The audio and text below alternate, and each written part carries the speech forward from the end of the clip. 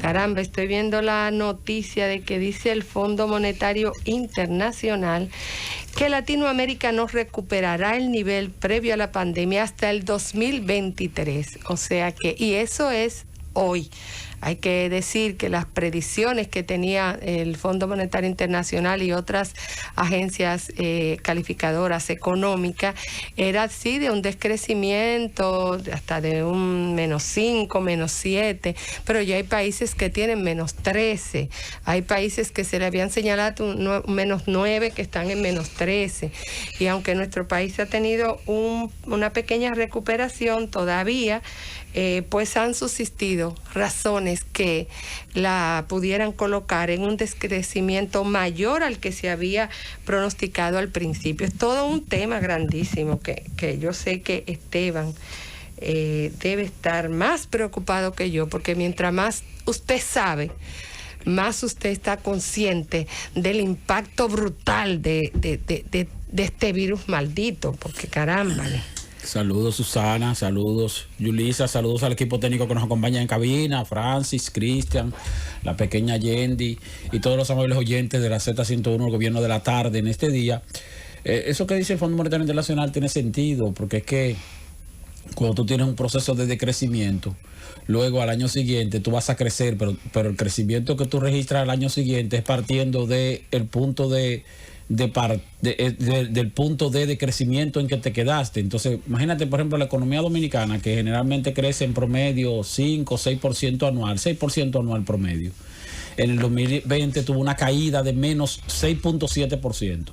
Si creciera 6% en el año 2020, todavía estaría 0.7 puntos porcentuales por debajo de lo que estaba antes de la pandemia o de lo que estaba a finalizar el 2019. Entonces tendría que retomar el camino del crecimiento, no en el 21, sino a partir del 22, para que entonces en el 23 comience a verse un Producto Interno Bruto mayor al que teníamos a finales de 2019. O sea, esa es la lógica del asunto, de que la recuperación ciertamente va a comenzar entre finales de 2022 y principios de 2023 para la mayoría de países que sufrieron ese decrecimiento brutal en el año 2020 por la paralización de las actividades económicas como medida coincidente entre prácticamente el mundo completo para tratar de frenar el COVID-19, que finalmente tampoco se frenó. Entonces frenamos la economía y no pudimos frenar el COVID, y ahora vamos a tener que entonces luego, como dice José Luis Mendoza, en algún momento contabilizar el efecto negativo de las medidas que se tomaron para controlar una enfermedad que finalmente no llegó a controlarse. Saludos, José Luis Mendoza. Saludos, Esteban. Saludos, Susana. Saludos, Yulisa. Nuestro saludo cordial a todos nuestros oyentes. Hoy, por cierto, Esteban, porque insisto que hay que ir desmontando también una narrativa que se acostumbró solo a dar malas noticias y a atemorizar a la gente. Ahora están un poco desdibujados los mensajeros del terror. La positividad sigue bajando. Hay una movilización. La positividad y la letalidad, sí, Mendoza, de pruebas. Que es importante, que se ha mantenido un poquito más consistente que decir en estos últimos días. Hay un tema que sigue bajando, la ocupación de camas COVID, anda por un 33%.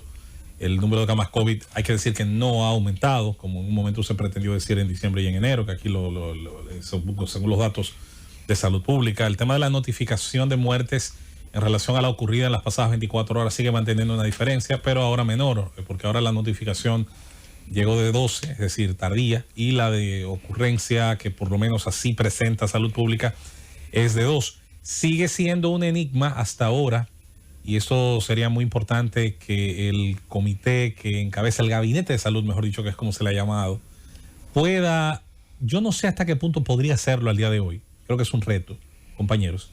Pero República Dominicana es uno de los pocos países que no tiene una fecha de partida exacta para el tema de la vacunación.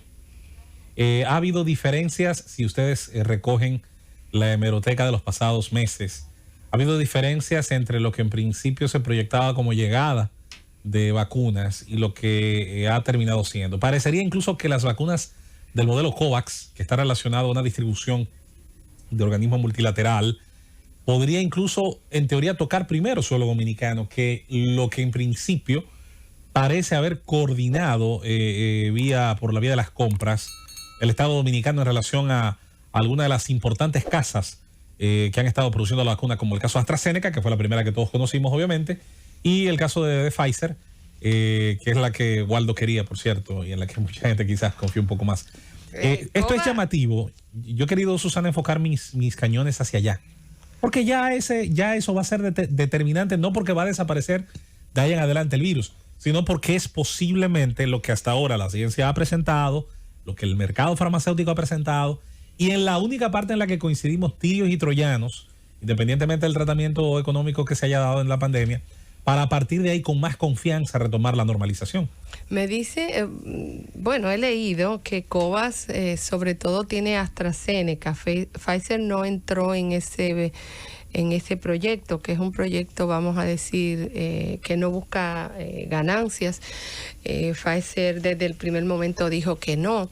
También me han dicho que podría haber llegado ya algunas de las vacunas que están dentro del proyecto de COVAX, que se está buscando su distribución y armar toda la logística. Lo que nos sigue preocupando es que el plan de vacunación, que no ha sido revelado y se esperaba que podría ser para el viernes, y que es sin duda es el marco de todo, es el buque insignia, es la orientación, es cómo se va a ejecutar el proceso de vacunación, que ningún país ha sido exitoso, señores. O sea que hay que pedirle también un poquito de indulgencia a los opinadores, a todos los sectores y sobre todo a los poderes fácticos, que cooperen y que no empiecen de una vez a poner a criticar porque no ha sido exitoso el proceso de vacunación 100% en ningún país todavía. Aun cuando siempre, Susana, y es parte natural de los seres humanos, hay rendimientos mejores que otros, hay rendimientos que se ejecutan mejor.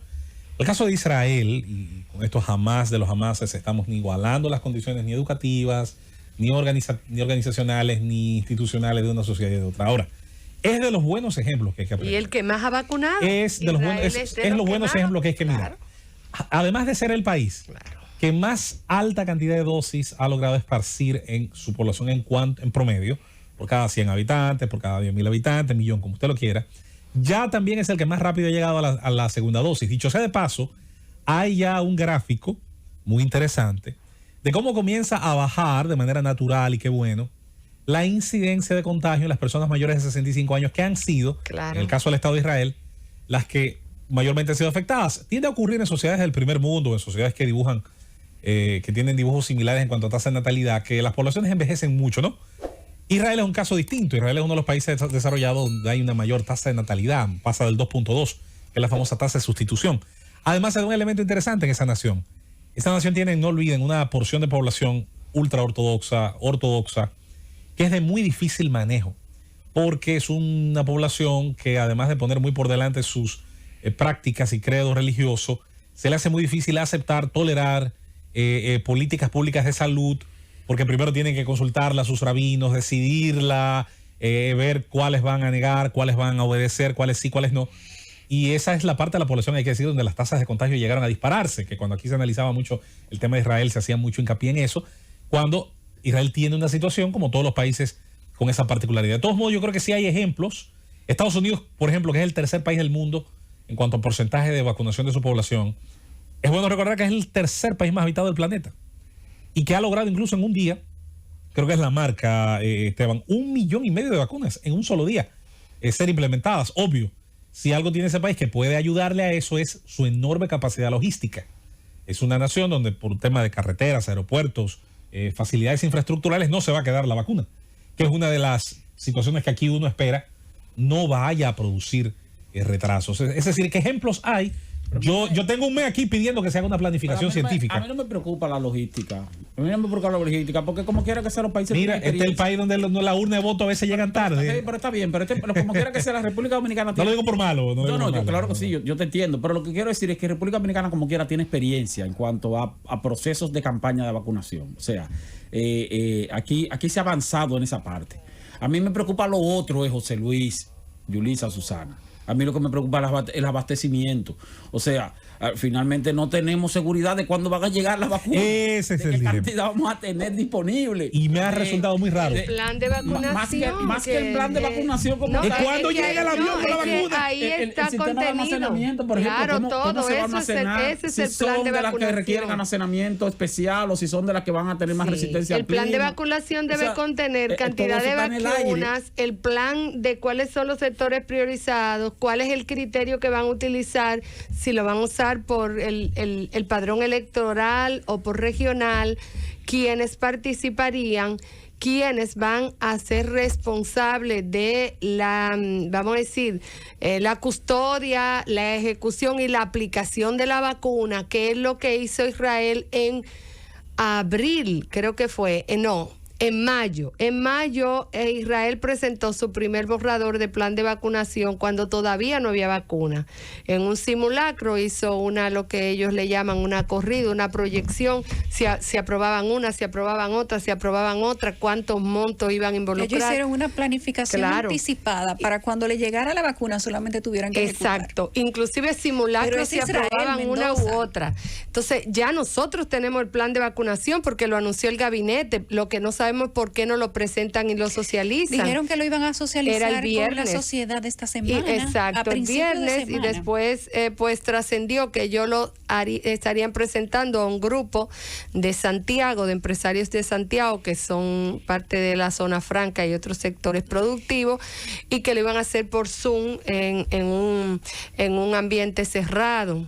Hubo protestas y natural. Nosotros opinamos aquí que ese es un plan para socializarlo con toda la sociedad y sobre todo con los sectores de incumbencia, los que van a participar ahí desde aduana, Hacienda, el MEPIP, el mismo Ministerio de Salud Pública, las academias y también el Ministerio de Educación, porque seguro que van a tener que utilizar los planteles escolares. Ellos dijeron, antes de irnos, Francis, vi que lo hacía el señor Félix Iglesias, que no van a vacunar nadie menor de 18 años, claro, que van a empezar... Lo que dijimos desde la primera vez, que sí, las vacunas no estaban aprobadas para menores de 18.